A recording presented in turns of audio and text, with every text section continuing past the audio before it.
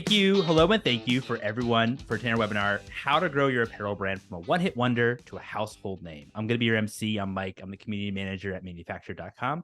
This is a continuation of our webinar series where we analyze different categories from an emerging independent brand perspective and talk about growth. In August, we focused on beauty and personal care. In September, we focused on food. And today's webinar, we're focused on apparel. Specifically, of course, how to grow your apparel brand beyond, being well known for one product, or having one kind of hit hero product per se. Especially, of course, in today's competitive market. This was kind of a conversation that Sam and I were talking about at Particl, to be honest. We thought it'd be super cool to turn into a webinar and to obviously include Kit and Trisha in this conversation. And so we also really want to make this webinar as helpful as possible. So please submit your questions if you have them in the chat. If they're relevant, we're more than happy to tackle it and try to discuss. Before I make introductions, a little bit about Manufactured. Manufactured helps growing consumer brands with inventory financing and helps them optimize their COGS and increase their margins. If you're a brand owner or a brand operator and you found demand for your product and either looking to scale your current channels or looking to expand to a new distribution channel and want to make sure you're always in stock, we're happy to chat. Our panelists today here, first is Samantha Chronister, PM Marketing at Particl. Particl is the AI product development and pricing platform for the world's leading brands. Founded in 2020, Particl leverages price, product, and inventory insights from more than 15,000 brands spanning 3.5 plus billion data points to inform its game-changing AI-powered retail database. This revolutionary approach to e-commerce is transforming the way brands develop and price their products, enabling them to gain a competitive edge and helps them dominate the market. I'll be honest, I got a demo from Particl and from Ben at Particl, who's also fantastic and was super impressed. I mean, just so amazing how you can leverage Particl in terms of and use it as a resource when you're actually thinking about what products to sell.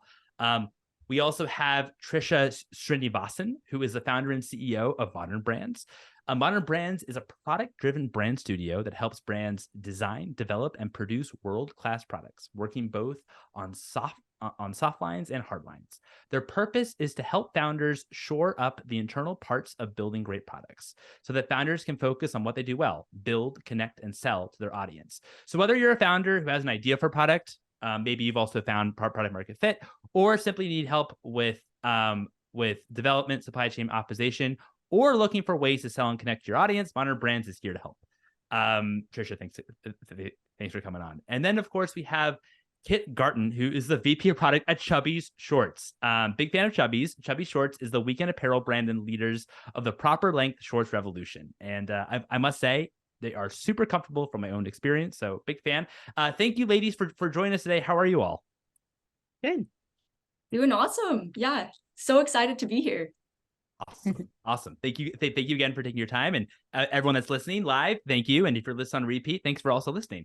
So I know we're first talking about, of course, this is beyond expanding from a single successful product to introducing new products in your portfolio. But let's maybe start at the beginning of a brand's journey. What makes, in your mind, like a hero product or initial product successful when you're analyzing? And what kind of attributes do you think in apparel it contributes to a successful product? Maybe Trisha, I'll start off with you because I'm sure that you're talking to a lot of kind of early stage founders and emerging founders. And so when you're kind of figuring out on the apparel side what actually is interesting to you and actually could be a hit, what's kind of your criteria? I think when brands come to me, I try to get them to think about their products as ongoing products. So when you first start out, I wouldn't suggest just starting out with one product, then going to another. Mm-hmm. Oftentimes people want to do I want to do menswear and I want to do jewelry and I want to do women's wear and I want to add all these things, especially if they come from a retail background. And I think that really what you need to do is you need to set up your brand voice. You're not just selling clothing, you're selling an idea, a lifestyle, a vibe. And you need to think about what you build with your product. I tell people to think about their product existing in their line for 5 years. So if you're going to launch 2 or 3 items, what can you do to those 2 or 3 items over the next 5 years to really maximize the amount you're investing in launching these products today, whether it's changing the fabric, changing the colors, going off on them, but just really try to narrow in on what your core is instead of trying to be everything to everyone. I like that. I mean, that's a great response. How about you, Sam? How do you think about this question in terms of what you think, whether on the Particl side or even just as an observer of what truly like makes like an emerging brand maybe actually be able to stand out? Yeah, that's a great question. And I'm excited to hear Kit's response to this as well, because they crush it at Chubby's doing this. But for us, as we talk to customers, a big thing is figuring out what's going to make them stand out. With the data, obviously, you can see what's trending in the market, what's selling, but really using the market data to see, okay, these things are trending. How do we capitalize on these things and make them our own? And like Trisha said, with brand voice, figuring out how that fits into their brand vision and brand voice, but truly finding those key products that are going to help them stand out in the market and then expand from there.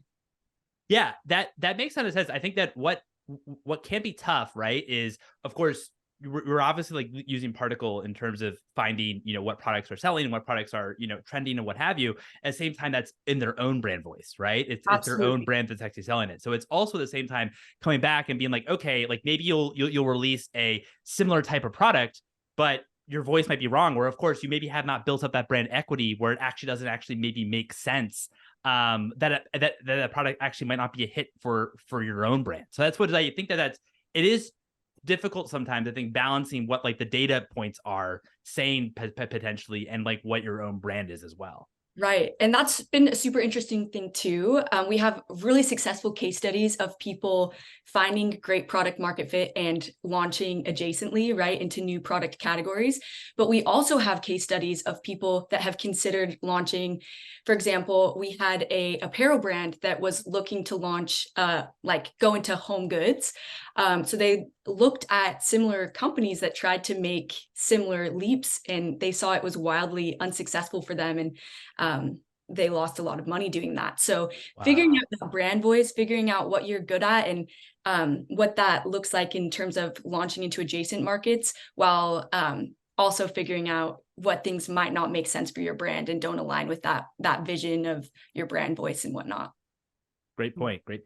Kit, how do you think about this when it comes to one successful product, or maybe just trying to own maybe a particular, category per se? I think at Chubby's, the business was built initially around an ethos, which is the weekend. You said it in your intro, we consider ourselves a weekend-centric apparel brand. And I think in the very beginning, in 2011, 2012, the founders created a company based on a product that they felt symbolized the weekend. And we'll often say that Friday at 5 feeling, when sort of you're shutting down the computer from the workday. And so the product was meant to embody that feeling. It's funny, we're an incredibly data-driven company now, but back then the sort of like beginning inertia of Chubby's was all built on this feeling. And so we built that into the product. The shorts had an elastic waistband for maximum comfort, and they had a slightly shorter inseam than was in style at the time. I think in 2011, 2012, you were most likely seeing 11 to 13 inch inseams everywhere. But the inseam of the original Chubby short kind of harkened back to the 70s and 80s and was a bit aspirational there. And so, our brand and our hero product was really built on capturing a feeling in a particular product. And I think that's one of the ways we were really, really successful at capturing attention right away, was just being really dedicated and devoted to the Friday at 5 feeling or the weekend.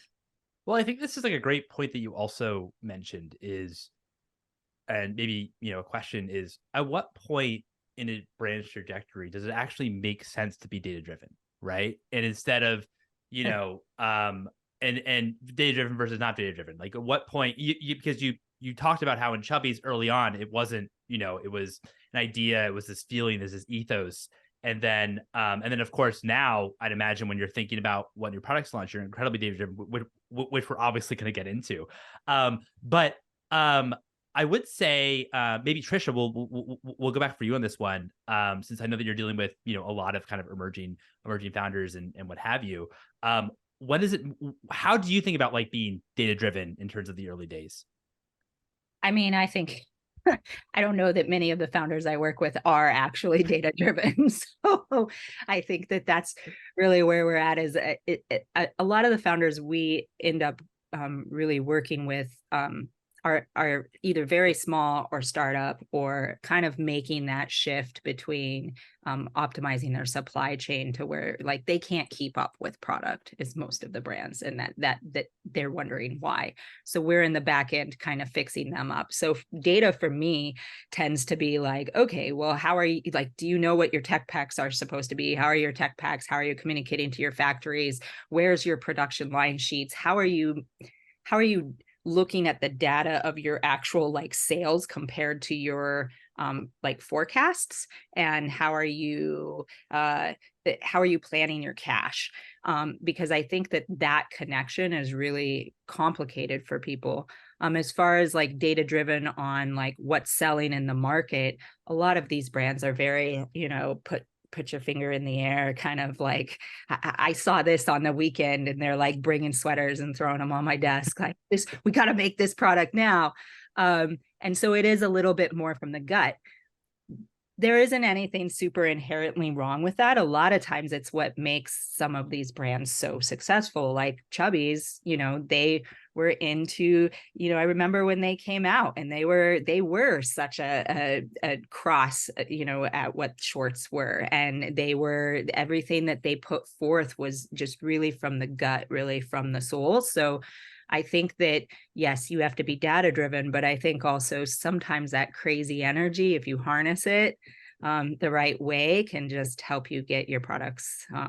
It's like what the special sauce that goes in there. So how do you think about this, Sam, in terms of when to maybe leverage data, which obviously Particl does an incredible job leveraging data and figuring out what products to sell. But at what point do you think maybe companies on the trajectory wise, it actually makes sense in order to like leverage on the trend side and data? Yeah, it's a great question. And honestly, in terms of revenue or employee count, we haven't found an exact number that's like, when you're at this point, start using Particl, start leveraging this data. It's really interesting to see those innovators within the company, though, that recognize the old traditions of, we've heard companies going into the physical retail stores and seeing what's in stock and counting inventory that way.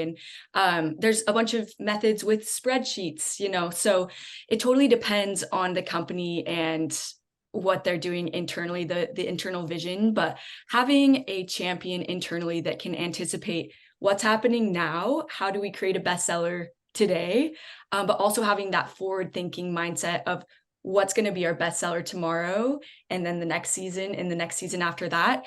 So I think it's just having those innovators within the company that realize the value of using data to create great things. It's a gift to be able to anticipate trends and have that knack, you know, just inherently, but really having those people that understand the value of data is key. So I would say when brands reach a point where they understand that value, that's when you need to start using it yesterday. So I think double checking your gut too is also something that's probably pretty amazing about Particl, because you can have maybe the wild founder coming in and throwing all the samples on the ground, and then maybe the team's kind of like, okay, well, let's just go check this in the market and see what's really happening. Validation piece, Yeah. absolutely, yeah, that's key. Yeah, no, that's a great, that makes a ton of sense. It makes a ton of sense. I mean, and Kit, I would say, when did you find, in terms of, because of course every brand's different, but when did you find at Chubby's it actually, like, maybe you turned a switch? Not, I mean, obviously I'm sure you're also checking your gut as well, but became, I guess, more data driven in terms of like what kind of point in like the brand's trajectory was that, did you think? I think when you're trying to operate at any sort of scale, especially in an inventory-based business, data becomes critical. And so very early for us, I mean, Chubbies was bootstrapped for the first year or two. And so we were really living PO to PO, because, you know, we would buy as many shorts as we thought we could sell and then sell out in a day. And you were like, oh, so it really became important pretty early on that we needed to understand how we could take calculated risks in order to grow the business. I think one of the founders is a merchant by trade, a merchandiser, which is a, you know, very data-driven department within a lot of fashion companies. And then we hired an inventory planner also right away. And so the combination of the merchandising background in our product department, as well as an inventory planning, really set the company on a course, maybe after like the first year of sort of, you know, scrappy startup, into a very data-driven enterprise. And that trickles down across all departments now. Got it. Well, Kit, I mean, so when did Chubbies, of course, kind of like the meat, I guess, of this conversation in terms of when do you expand beyond like a single product or known to be, you know, kind of like in one category. When did Chubbies like first try this and expand kind of beyond the shorts? And like, what were maybe if there was some successes and failures, but like at what point and why was it at that point too, from maybe like a revenue perspective, or, you know, and maybe from a distribution perspective? Why did it make sense at that point to kind of expand? So I won't have the timeline completely correct here, so bear with me, but I would say, well, first off, this may come as a surprise for those who are familiar with Chubbies, or it may not, but our first hero product was a cotton twill khaki short. It came in a range of colors. We had, you know, anything from khaki and black and navy to neon green, printed variations, etc. That's what people knew us for in sort of the early days. And I think I said this before, but we were sort of the first brand that was pushing or launching a shorter inseam. Before we came on the market, you really only could find above the knee shorts at vintage shops for the most part. And so we kind of quickly established ourselves as a shorts authority, if you will. And I think once people got sort of used to the idea, they were finding pictures of their own dads, you know, wearing shorts, there very quickly became another obvious silhouette that lends itself to an above the knee inseam, and that was swim. So immediately we, you know, looking at old photo albums, I would see my dad rocking like a very short pair of like tennis shorts out and about. And then I'd see vacation photos and his swim trunks were equally as short. And I think once our customers got accustomed to the feeling of, you know, having your shorts at a slightly higher inseam, they immediately began saying like, have you guys thought about making swim trunks? Like that feels like we could really use some shorter swim trunks, because now that I'm going from my Chubbies to my, you know, 11-inch board shorts, it feels really weird. And I think that became sort of our first next step, was creating swim trunks. And honestly, I think now when you look out into the swim market, an above the knee classic volley trunk is probably the most popular swim trunk on the market, but that really was not the case in 2012. A lot of them were going to be at the knee, below the knee, etc. And especially once they get wet, the comfort of being a little bit shorter it's really difficult to go back to a longer inseam once you've had that. But I think I would say that when you enter into a new category, it's great for repeat customers because it kind of reactivates them. So you already have an engaged customer who knows your brand. They know what size they wear in your brand, et cetera. And so immediately when we came out with swim trunks, we had a lot of avid fans who were like chomping at the bit to try our swim trunks. And it opened up sort of the world for us into prints and, you know, more vacation wear and things like that. Got it. No, that makes a lot of sense. And also I appreciate you kind of like walking us through in terms of how you got to swim trunks, and as well as, you know, also seeing that, you know, this was a style and like very, you know, kind of like the norm in like the 70s and 80s. I mean, my dad still wears a Speedo. But yeah, I mean, but it is yeah, I mean, it is kind of interesting how you're able to kind of walk that through, going from like the shorts to swimwear. Sam, what about like from Particl's perspective, and maybe from your perspective, since I'm sure you're dealing with a host of brands that are thinking about expanding to new categories, and as well as, you know, why they're using, you know, like Particl as a resource. But is there like a certain point from a brand's perspective when it actually makes sense in terms of to actually expand to like a new category wise, in your mind? Good question.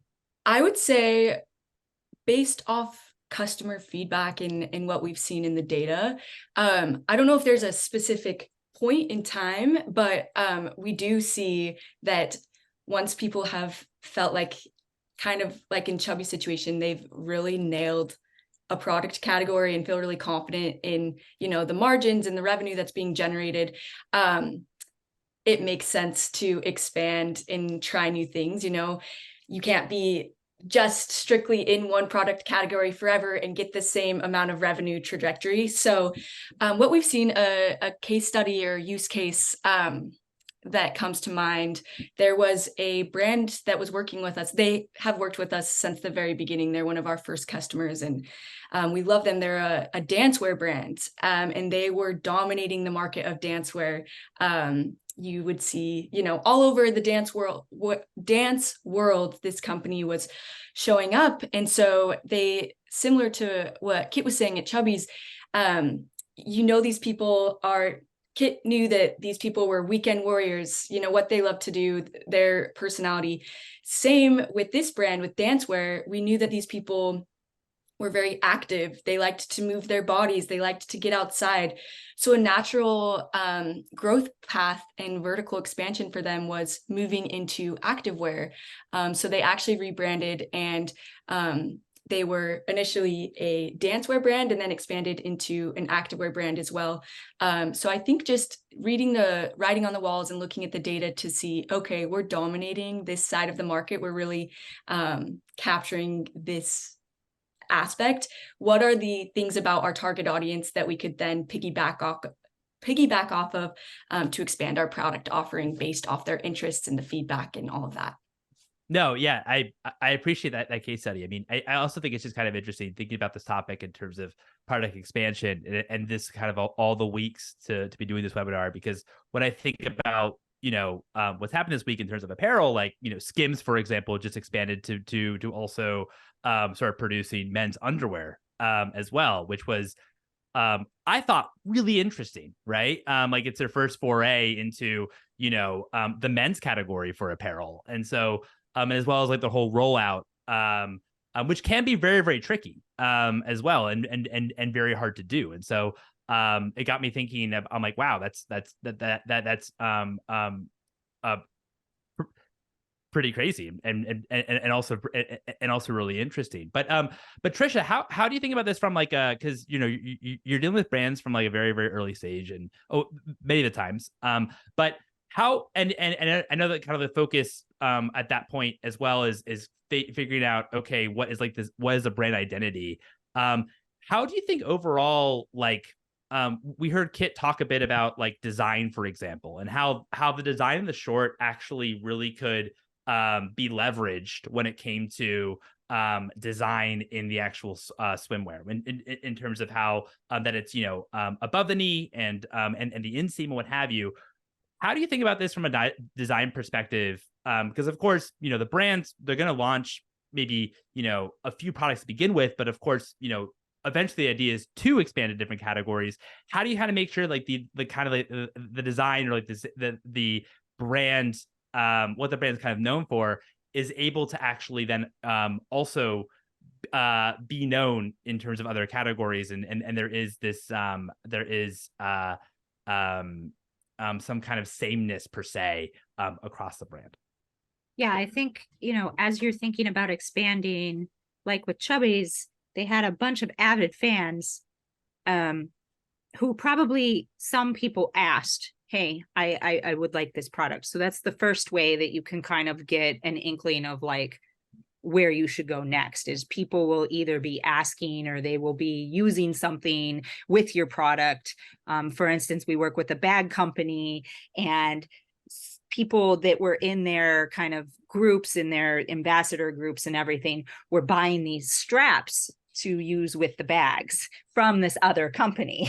And the girl was like, well, wait a second, I want to sell these straps. And so, that was a pretty clear indicator of like, okay, well, maybe a good way to reactivate some of your audience who are buying these high-end leather bags, to bring them back. Maybe they don't need another leather bag because, you've just given them this great quality leather bag that's going to last them for a long, long time. But maybe you bring them back with straps, and you bring them back with maybe other kind of accessories that work with a bag. Another way that you can kind of go forward in product expansion is maybe not expanding your product, but expanding something about your product. So, another strategy we did with bag company was to start doing limited fashion runs that came in limited fashion colors. And so we would establish kind of a theme, and then we would develop all the accessories and the linings, and, we would actually label the products. This is this part of this thing, and then we only make this many, because if you're in here and you're a fan and you want to purchase something, we're offering these cool new prints or these cool new colors just this time, but it's still the same core product. The other thing that I always look at is, what are your best reviewed products? And I'm kind of this Instagram stalker. Like, I love Instagram brands. I buy way too much off of Instagram too. Like, I spend so much money. But I was just looking at this Instagram brand today, and they have this great like buttery modal maxi dress with a built-in bra. And you go to their website and they have all these other beautiful clothes, but the maxi dress is like the clear, like there's like winner. 85 reviews, 5 stars, like people are loving it. People are posting pictures of them wearing it and saying, I bought all 5 colors. When are you going to have new colors? So I think it's going to kind of make itself clear where you can go.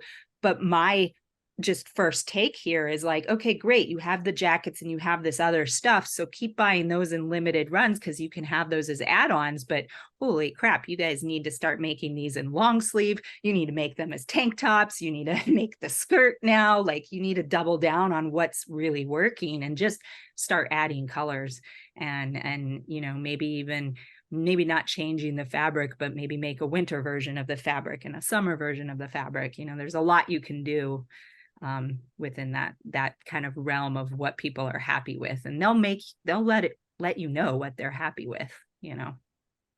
Yeah, I mean that makes sense in terms of when you find the garment, the what actually is actually really resonating and maybe becomes a hero product. How can you also maybe alter that product, whether it's color or whether it's maybe different use cases, but still it's still like the same garment per se, but it's just used for different occasions.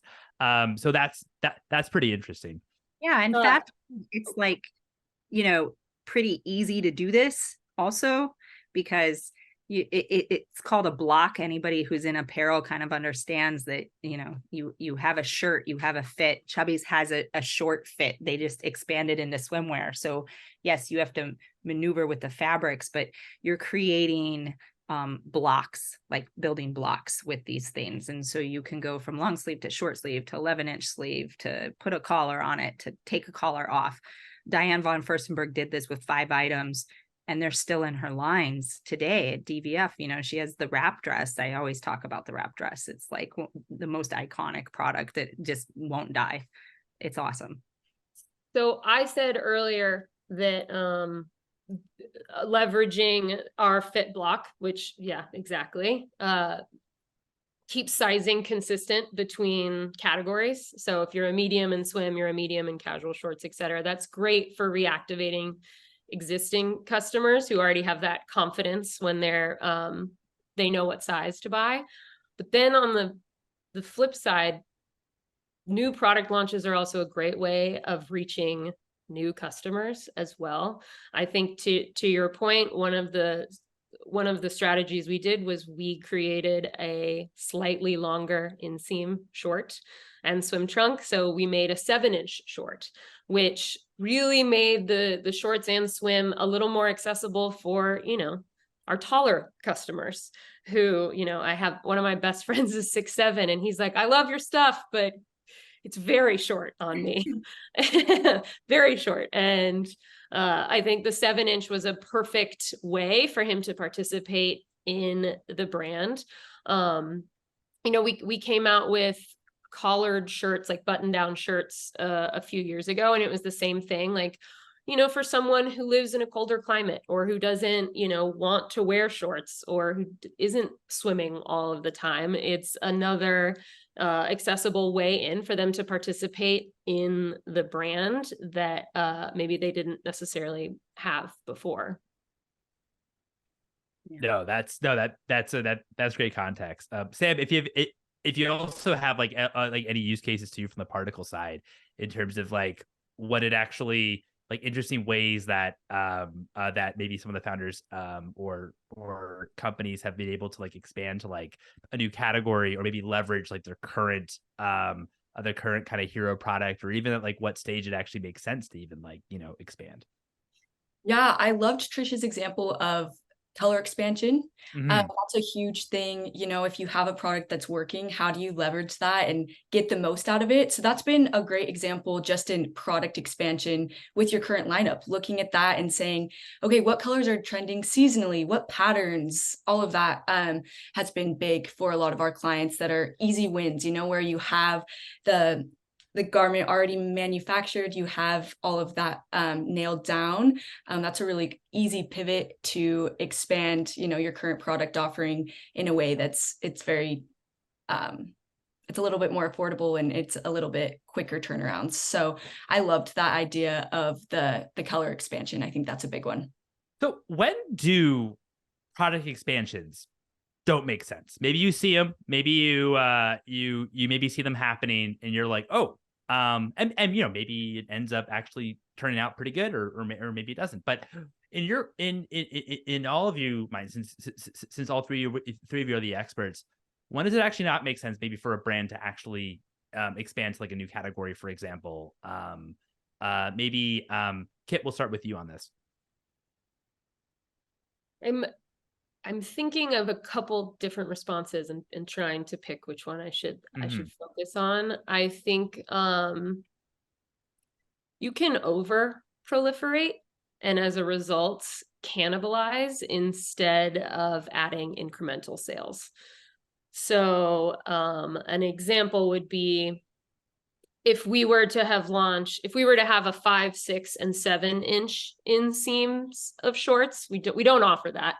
In one silhouette, we only offer 5 and 7 and now 4. But the idea there being we've over proliferated. And so instead of adding a new group of potential purchasers, you have just eaten into someone who would otherwise be buying the 5 or otherwise be buying the 7. We talk and then a lot, from like an inventory perspective, it's just making it more complicated for you're yourself. not adding sales, you're just spreading them out. And so you're adding complexity to your inventory and you're not really seeing a revenue benefit for it. Got it. Where in your mind, like maybe apart from that, kind of going maybe too deep almost into like your category, where won't chubbies go, for example, when it comes to category? Oh, I I don't know. I don't know if we've reached that yet. I mentioned before, we're incredibly data driven now. We're also very customer centric and customer focused. We have an internal consumer insights team. We partner with Particl. So we're constantly surveying and interviewing our customers to see what they want from us, constantly asking, like, what purchases are you planning on making this month? What purchases are you planning on making for your home? Like, what are your favorite brands, not outside of fashion? Where are you spending your time socially? Are you playing? What sports are you playing, et cetera? Trying to get as full a picture as we can of who our customer is. So I think for us, we want to make sure it always makes sense for us to play in that category. We talk a lot in our design meetings, like, what is our reason to be? And then asking if it's, weekend centric. And so I think is if I was to find a category where I felt we had reason to be and it resonated with our customer, I'm not quite ready to put a limit necessarily on something, but we generally do months and months of research before we're coming out with anything new. And sometimes we'll do, if it's a new category, we would probably be doing 2 to 3 years of research. Got it. Trisha, how do you think about this? What categories, as a brand designer, how do you think about, I know we spoke about product expansions when it makes sense to expand. Also, and I appreciate Kit's response in terms of cannibalizing. You can cannibalize kind of your own sale and make it way more complex for yourselves. How do you think about when it actually doesn't make sense in terms of like moving into different categories once you kind of have a winner? Yeah, I think when you're a smaller brand, you have a lot more leeway. Like, you wouldn't necessarily need to take 2 years. But you do also need to be careful. And I think that the whole point of having a brand is it is a community, and it is a community of people that you're working with. And so you definitely need to kind of check with them. Like, there's no way Chubbies would be like, we're making shorts and we can wear, and here's our line of pans. Like, they're not gonna do that. It has to make sense with the brand. You're not gonna like make a barbecue grill apron or something all of a sudden. It's gonna like have to blend in. So I have seen a couple of times where, with some of these smaller brands, we're able to test in Facebook groups or with ambassador groups. And even with the brands I work with, there's been times where we've like almost had a miss, like we did this kind of scarf thing and we thought it would be really great. And everybody was just kind of like, meh, I don't know. I don't really wear scarves like that. And it like launched a whole slew of activity with your core group of ambassadors. And if they're mixed, probably not going to make a lot of sense in the market. If you can't message it to your core group of people, how are you going to message it to the world? And then I think there's other things of like, chartreuse might be a really, really popular color this year. That does not mean your brand should be in chartreuse. Maybe you sell workwear, and chartreuse isn't something everyone wants to be like coming rolling up to the office in, or I don't know, zebra print and Lady Gaga might be really popular, but you're making something different. So you just have to make sure that it makes sense. I think that's the biggest thing. How do you make sure as well, and maybe some strategies when it comes to engaging with customers? I know, like Kit, you talked about, really trying to have a pulse on your customer and making sure that when you launch something as well, that, hey, they would actually also want to buy it, our current customers, as well as, I guess you're also toying with too, you also want to expand to new customers as well. But how are you thinking about like, how do you actually engage and maybe evolve the brand identity in order to stay relevant and kind of making sure you have a pulse with them? So we maintain customer cohorts. I mentioned we're constantly surveying them. We'll send out post-purchase surveys, et cetera. We also, when we started building the company, we were really set on treating and talking to the customer like we talk to our friends. We had a really specific brand voice, from our marketing materials to our product descriptions to the actual models that we used in our creative. And I think to this day, in order to sort of stay relevant, but also to stay connected to sort of that feeling of friendship and community, we host open casting calls for models almost every year. And so it'll be a huge marketing campaign that we do, but we'll do like a big call. I think the first one was maybe in 2015, and it was called the Man Model Contest. And we got like 6,000 people who submitted, who created profiles like wanting to be the next model for us. And we ended up signing, it was, everyone could vote. So it was community-based voting, et cetera. And we ended up signing 10 guys to modeling contracts, who we would fly out to photo shoots. You can see them on the website. And we have continued doing that for, the last 8 years. We change it. So I think in 2020, during the pandemic, we called it the Stay Influencer campaign. And then this past year, I think we called it Brand Icon. And the idea being, we're trying to create a community and stay in touch with who our customers are and use them as really the voice of like, what's relevant, what do they want to see from us, what's next, et cetera. But it's, our best attempt to stay on the pulse of exactly what they're hoping to see from us. No, I appreciate those examples. That's great. Sam, how do you, when you do have brands that are, of course, using Particl, figuring out to what types of products they want to launch with. I know it depends on budgets, but how do you think about SKUs, and how many SKUs does it make sense to actually launch with if you are a brand wanting to go into a new category? What makes sense in terms of the actual test? It's a great question, and it really does vary vertical to category by category. Something that we have within the app, and Kit, if you want to share any examples that come to mind, we have sell-through rate for different product categories. So that's really helpful for brands to look at their specific product category and see, okay, they started with 100 units. Their sell-through rate is, 50% every day, or, whatever that looks like. Really gives a good gauge of, based off the product category and the sell-through rates of their competitors or, similar brands in their product category, this is the inventory volume that they're seeing, and kind of going from there is a great benchmark.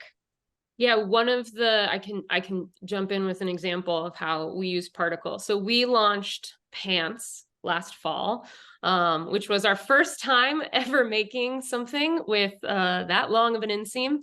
We joked about calling them longs for a bit instead of pants. But our SEO manager said, no, no one will ever find them. But I think, we were talking about inventory management earlier.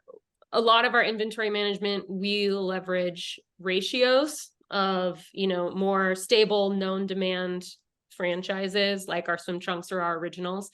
And then we will base our buys off of, what we think the ratio of selling will be to some of those more known entities. But when we were entering pants, we had we didn't have any internal data for how we should expect them to perform. So our team used Particl data to look and see how some other brands were selling pants versus shorts in different seasons. And so that helped kind of guide our inventory, our buy plan for our first launch is, based on what the success we saw from other brands in the market.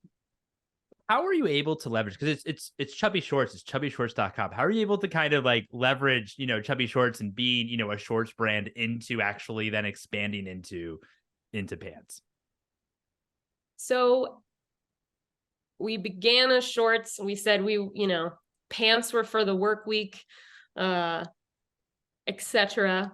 And that's one of the reasons we kind of stayed out of the pants game for a while, is because we felt that, they represented the office, and we wanted to represent the feeling of, free time and leisure. However, someone said to me once, so you only design for 2 days out of the week, and you're leaving your customers the other 5 days that they have to outfit themselves. And so that really stuck with me. And then another person said, oh, so for some of your customers, they can only wear you 2 days out of every week and 2 months out of every year, because of the climate, and it gets really cold. And so that also started, making us think that people do wear pants on the weekends as well. And we started talking to our customers again to see, if we made pants, would that be of interest? And it was a resounding yes. It was a resounding like, why is it taking you this long? Please. And that's how we entered the pants market. Well, Trisha, how do you think about this kind of balance when you start off with, a brand and you have, your own particular point of view, right? But of course, you also want to, maybe as you grow and as you grow bigger, you also want to make sure that you're able to maybe expand into different categories and what have you, but kind of keep that as well, that ethos, the same. How do you think about this from like the very early stages from like a brand identity perspective? I mean, at the earliest stages, you're obviously not thinking about that because you're setting up your ethos. We're a weekend brand. Mm-hmm. I helped set up a brand that was for the 5 to 9, not the 9 to 5. I know what brand you're talking about. I worked with them, and it's like, that's great, but we're all awake and wearing clothes every day. But there's always a way to bring it back to your to what you're doing. Like if I think about Chubby's pants, I think about guys that are the Chubby's type of guy on the weekend, and what are they doing? They might, or I think about the Chubby's guy in the office. What's the office now? How many people are we talking to on Zoom that are just wearing shorts? Not even pants, just shorts under the screen. And how can you make a play on that? Like put some pants on, or like something like that. I think that there's many ways to even have fun and make fun of yourself in that realm. Like, oh, we said we're a weekend pants brand. Just kidding. You need to wear pants every day of the week. There's all sorts of things that you can say that are still on brand, still with you. But the most important thing is to be talking to your customers and giving them what they want. Nobody would want Chubby's pants if Chubby's shorts didn't fit, and if Chubby's shorts hadn't been what they were, and hadn't been consistent, and hadn't been all the fun colors, and hadn't expanded the way they were. So I think it's just, staying true to what you set out to do. I have seen people come in and they're like, oh, we're like a hip hop lifestyle brand. So we're going to make rhinestone shoes, and we're going to make dresses, and we're going to make like sneakers, and we're going to make hoodies. And I'm like, whoa. Okay. Like it's all part of the lifestyle, but like, where's your niche and who are you? Very specifically, it has to be very thought out. No, that's a great response. I mean, like you said, on the Chubby side, like there wouldn't be the pants without the shorts. Right. So that makes a lot of sense. Switching gears a little bit, want to talk a little bit about like IP protection and also counterfeiting. I know that in apparel, it's like how do you think about IP protection and intellectual property, and as well as kind of maintain that kind of brand equity and what you're known for? Maybe Kit, we'll start with you since I feel like there's something bubbling. This is I'm very subscribed, I would say, to this conversation, because I think for me it brings up the term dupe that I think has really taken over in the last 3 years. And I think dupe, it's a point of pride almost, because I think a lot of consumers see it as a value additive and also savvy. And especially in the current economy, I think that dupes are a positive thing to have for consumers. I mean, for the name brands, it is potentially troubling. I think Lululemon did a dupe drive like a couple months ago in the summer where they were offering discounts for folks who brought in Lululemon dupes as like a trade, which was one of the ways that they were kind of combating that, which I thought was pretty interesting. But I think for, you know, a company like Chubbies or any company that's sort of like the name brand and is seeing dupes pop up, I think three things. One, take it as a compliment. Two, if your customer is turning to a dupe, I think they're seeing value from that they're not getting from you. And so I would make sure that you're providing value to your customers. I think we do it in refreshing our prints and refreshing our colors, and we offer, you know, bundles at checkout and things like that. And then the third is you have to innovate, because the dupes are really drafting off of your innovation and your design.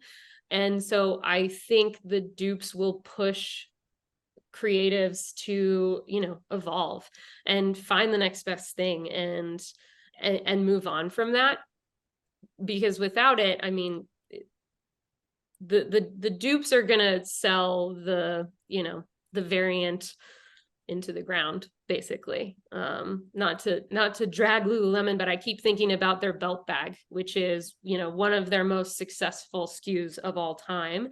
And you can go onto numerous websites now and find a replica bag like that for half the price. So what does Lululemon do? I mean, they're coming out with different fabrics. I saw like a faux fur one in the store the other day. They're constantly innovating to sort of, you know, keep themselves on the forefront of the belt bag game. Thank you for those examples. How do you think, Sam, about this, if you have a perspective? Yeah, I'll just piggyback off what Kit said, because I think she nailed it on the head with the innovation piece. Failure to innovate is generally where brands die. So I would say, you know, looking at the data, you can almost always see that dupes win on price, right? That's why they're there. So just really figuring out how to expand, like Kit said, and figuring out how to make your product the best product and innovate from there. That's how you win, and that's how you can combat that. And the most successful brands that use our data, they don't just go and copy other people's products. That's not why our platform is there. It's really those innovators that are hungry to look at what's trending, find what consumers love, and make it their own. So that's definitely the right way to leverage the data. And the way that we see success is, you know, with the brand ethos in mind, knowing your customer base, really figuring out what's trending and making it your own is key. Yeah, that makes a lot of sense. And that also too is, IB also is probably challenging as well, right? Because you might have, you know, people use these incredible resources that, but actually use them to kind of rip off brands per se. So that's so great. Trisha, do you have any thoughts on this? My God, so many. I don't know if you have enough time. Being at the beginning of a brand, I often get people who are like, I'm making this collared shirt and it's 12 inches longer, so I need to know how to protect this. And I'm like, wrong question. Like, wrong thing to be thinking about. Think about how to sell it. Don't think about how to protect it, because it is fashion and there's only so many ways to make pants. If you're copying Chubby's 5-inch inseam shorts, it's not like there's ever not been a 5-inch inseam short.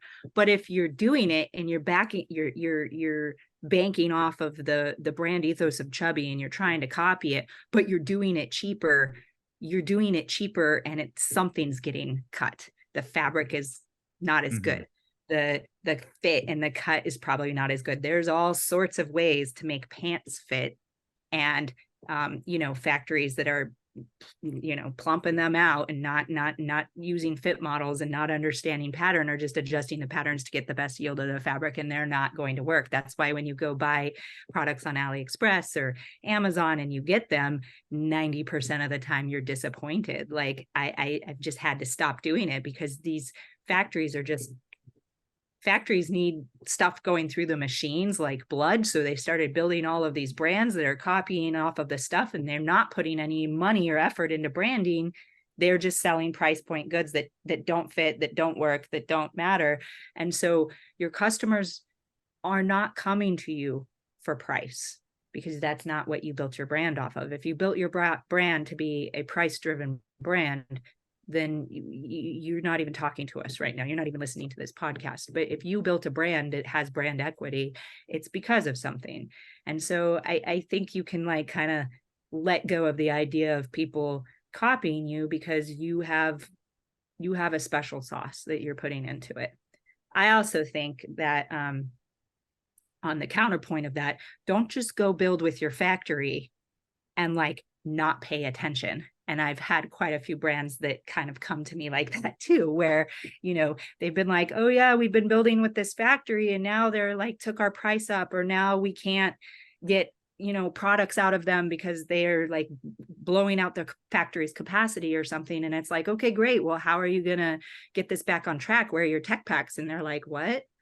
Oh, what fabric are you using? And they're like, I don't know. They just, you know, I just pick a fabric when they send it over to me. And so they really built it. The factory that built it with them has invested this time and effort into the development of the product, which should be your partnership. But like, you can't just like go with your blinders on. You need to know what you're doing. What's your fabric content? What is your special sauce? Like, don't just let someone else build that for you and not track that yourself. And so that's a lot of times what we're doing with brands is we're kind of even backfilling in some of that stuff and helping them figure out where they missed some of those steps in their first initial rollout. Totally. I mean, this reminds me of a podcast episode we had on Recogs, our podcast, where I interviewed the founder of this shoe brand called Kuru, and he spent like a lot of time before he started the brand just in China, going through like sleeping on like the factory floors, figuring out what actually quality meant in shoes, and just understanding like what fabrics to use and like what's right or not, and to really understand the actual product that he's making. So yeah, I mean, that's some dedication. You could probably just ask them what fabric. Yeah, that's fair. That's fair. Don't sleep on the floor. But yeah, you know, it does show dedication, and also wanting knowledge of your product. Certainly focus on sales first, but don't be blind to what you're building. And then you guys have all watched the movie Gucci, right? Like, you saw what they did. They just sold their own dupes. I mean, I thought that was pretty brilliant. So well, this has been a great discussion. Thank you. Thanks everyone for joining. Thank you so much for our amazing panelists, Kit, Sam, Trisha. Thank you all for this. This has been a lot of fun. Yeah. Thank you. Thank you. Thank you. All right. Bye everyone. Bye.